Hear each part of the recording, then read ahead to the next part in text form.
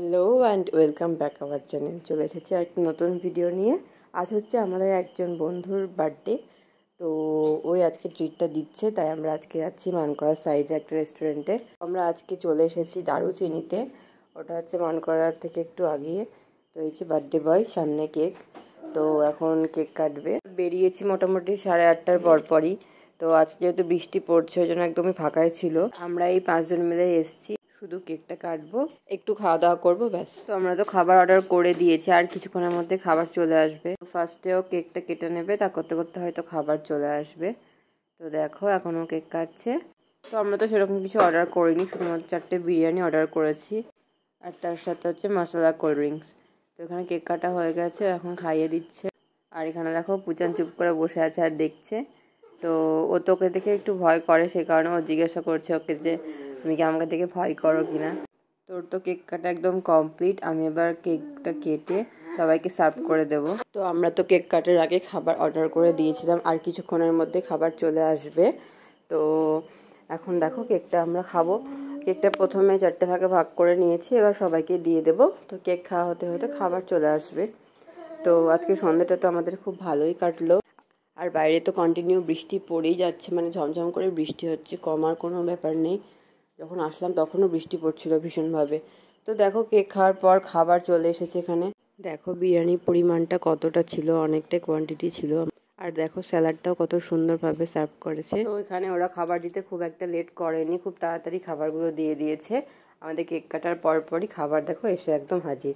তো আজকে ট্রিটটা তো সৌরভই দিল, আজকে যেহেতু জন্মদিন সেই জন্য।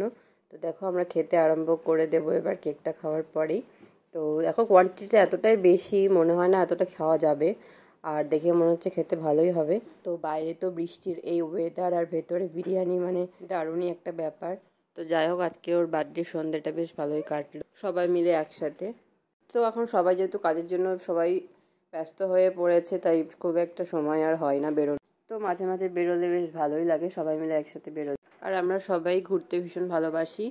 তো এই রেস্টুরেন্টটা এক কথায় ভালো, আর মোটামুটি খাবারের প্রাইসগুলো একদম ঠিকঠাকই। তো তোমরা চাইলে এখানে আসতেই পারো।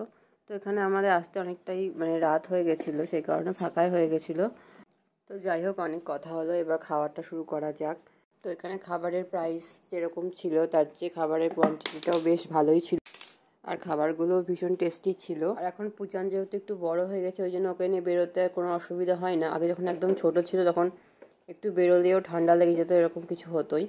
আর এখন একটু বেরোলে কোনো প্রবলেম হয় না, ওই জন্য একটু ঘুরতে পারি ওকে নিয়েই।